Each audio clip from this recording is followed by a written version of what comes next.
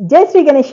మనం మహాభారతం చెప్పుకుంటున్నాం. ఎక్కడి వరకు వచ్చాము? ఇప్పటి వరకు ఉద్యోగ పర్వం 3వ ఆశ్వాసం పూర్తి చేసుకొని 4వ ఆశ్వాసంలోకి వెళ్తున్నాం. ఏం జరిగింది? శ్రీకృష్ణుడు విశ్వరూపాన్ని చూపించాడు. విశ్వరూపం చూసిన తర్వాత ఎక్కడి వాళ్ళు అక్కడే సమ్మోహనాస్త్రం వేసినట్టుగా ఉండిపోయారు. ఒక్క విదురుడు, సంజయుడు, భీష్ముడు, ద్రోణుడు వీళ్ళు మాత్రం వాళ్ళ కళ్ళతో చూడగలిగారు. నారదులు, మహర్షులు కూడా ఉన్నారు కాబట్టి వాళ్ళు చూశారు. అదేవిధంగా ధృతరాష్ట్రుడికి శ్రీకృష్ణుడు తన అనుగ్రహం వల్ల కళ్ళిచ్చాడు. అప్పటి మందం చూశాడు. ఇంతవరకు చెప్పుకున్నాం కదా. విశ్వరూపం పూర్తయింది. విశ్వరూపం చూపించిన తర్వాత శ్రీకృష్ణుడు ఏం చెప్పాడు, అక్కడి నుంచి శ్రీకృష్ణుడు ఎటు వెళ్ళాడు, కుంతి దగ్గరికి వెళ్ళి ఏం చెప్పాడు, అసలు హస్తినాపురం వీడు ఎలా వెళ్ళాడు, వీడేటువంటి క్రమంలో కర్ణుడిని ఎందుకు కలిశాడు, కర్ణుడికి ఏం చెప్పాడు, ఈరోజు ఎపిసోడ్లో మనం చూద్దాం. సో ఇప్పుడు విశ్వరూపం చూపించిన తర్వాత ఇంకా కృష్ణుడు అక్కడి నుంచి ఏమీ మాట్లాడకుండా సరసర నడుచుకుంటూ తను బయటికి వెళ్తుంటాడు. తను బయటికి వెళ్తుంటే కృతవర్మ, సాత్యకి రెండు వైపులా ఉంటారు. ఆయన వెనకనే మిగిలిన ధృతరాష్ట్రుడు, భీష్ముడు, ద్రోణుడు అందరూ, ఒక దుర్యోధనుడు తప్ప మిగిలిన వాళ్ళందరూ కూడా శ్రీకృష్ణుడితో వస్తుంటారు. శ్రీకృష్ణుడితో వస్తుంటే శ్రీకృష్ణుడు మళ్ళీ ఇంకొకసారి అంటాడు, ఏమంటావు ధృతరాష్ట్ర, ఇప్పుడు చివరిగా నువ్వేం చెప్పాలనుకుంటున్నావు అని. అప్పుడు ధృతరాష్ట్రుడు రెండు చేతులు పెట్టి, నేను పూర్తి ప్రయత్నం చేశాను కృష్ణ, నువ్వు చూసావు కదా దుర్యోధనుడికి అన్ని రకాలుగా నచ్చ చెప్పే ప్రయత్నం చేశాను. అయ్యా నా తప్పేమీ లేదు, నేను చేయాల్సినటువంటి ప్రయత్నం అంతా చేశాను, ఇంకా నేను చేసేది ఏమీ లేదు అని చెప్పేసి రెండు చేతులు జోడించి మొక్కేస్తాడు. అప్పుడు కృష్ణుడు ఒక్కటే మాట అంటాడు, చూశారు కదా ఈ మహారాజు ఏమంటున్నాడో, తన తప్పేమీ లేదంట, తను చేయాల్సిందంతా చేశాడంట, ఇంకా తను ఏమీ చేయలేను అంటున్నాడు. సో దీన్ని బట్టి మనకు అర్థమైపోయేది ఏముంది, ఇంకా ఈ సంధి ఫలించలేదు. మరి ఈ వార్త అయితే నేను వెళ్ళి చెప్పాలి కదా అక్కడ పాండవులకి, నేను బయలుదేరుతాను అంటాడు. కృష్ణుడు వెళ్తుంటే మిగిలిన వాళ్ళు ఎవరికి మనసు ఒప్పదు కృష్ణుడిని అలా వెళ్ళనివ్వడానికి. సో ధృతరాష్ట్రుడు మిగిలిన వాళ్ళందరూ కృష్ణుడిని ఫాలో అవుతూనే ఉంటారు, వెనక్కి వస్తూనే ఉంటారు. కృష్ణుడు కుంతి దగ్గరికి ఆగుతాడు, కుంతి మందిరానికి వెళ్తాడు. కుంతితో ఇలా మాట్లాడుతుంటాడు, అత్తమ్మ నేను ఇంకా వెళ్తున్నాను, జరిగిందైతే ఇది, సందైతే పొసకలేదు, ఇంకా యుద్ధం జరగక తప్పేలా లేదు అంటాడు.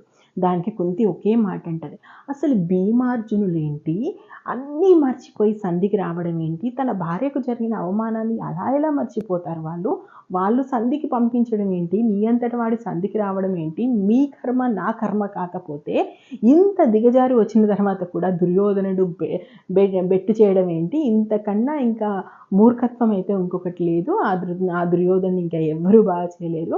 అయినా ఒక రాజు అనేవాడికి ధర్మం పోరాడి గెలుచుకోవడమే, అంతేకాని దేహి అని భిక్షం దేహి అని అడుక్కోవడం కాదు. ఇప్పటికైనా ఏం జరిగింది మన మంచికే జరిగింది, ఈ సంధి జరగకపోవడమే నా బిడ్డలకు మంచిదైందని నేను అనుకుంటున్నాను. కృష్ణ నువ్వు రావడం చాలా ఎక్కువ ఇక్కడికి, నీలాంటి వాడు వచ్చిన తర్వాత కూడా ఇంత జరిగిందంటే ఇంకా చేసేది ఏమీ లేదు.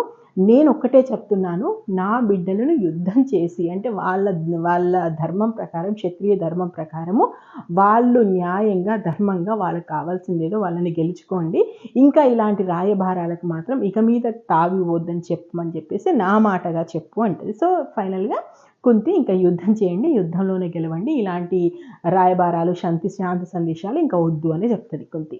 సో ఇది చెప్పిన తర్వాత, సరే అమ్మ నేను సరే అత్తమ్మ ఇంకా వెళ్ళొస్తాను, మరి అక్కడ ఇదే విషయాన్ని నేను ధర్మరాజు కూడా చెప్పాలి కదా అని కుంతి మందిరం నుంచి బయటకు వస్తాడు. బయటకు వచ్చిన తర్వాత అందరూ మళ్ళీ రాజులందరూ కూడా ఈయన హస్తినాపురం నుంచి బయటకు వెళ్తుంటాడు. ఆయన రథం వెనుక మిగిలిన రథాలన్నీ వస్తుంటాయి.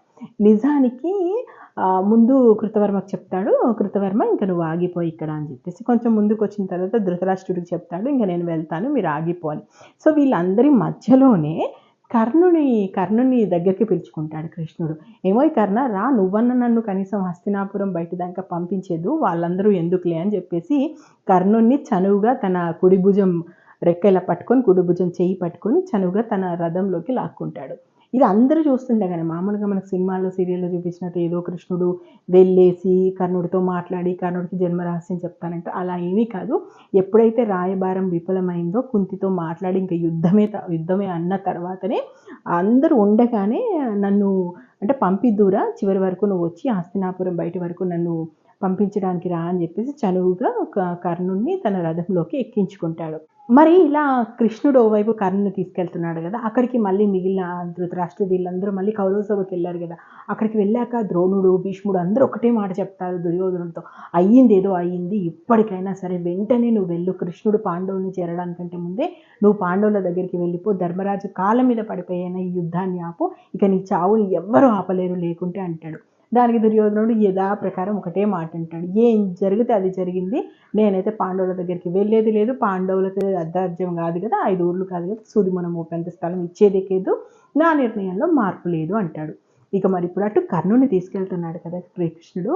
కర్ణుని తీసుకెళ్తూ కర్ణుడితో మంచి మాట్లాడుతుంటాడు. చక్కగా భుజం మీద చేసి, "ఏమోయ్ కర్ణ, నీ అంత నీతివంతుని దానకర్ణుని నేను ఎవరిని చూడలేదు. ఏం సంగతి, ఏం జరుగుతుంది హస్తినాపురంలో" అని మాట్లాడుతుంటాడు.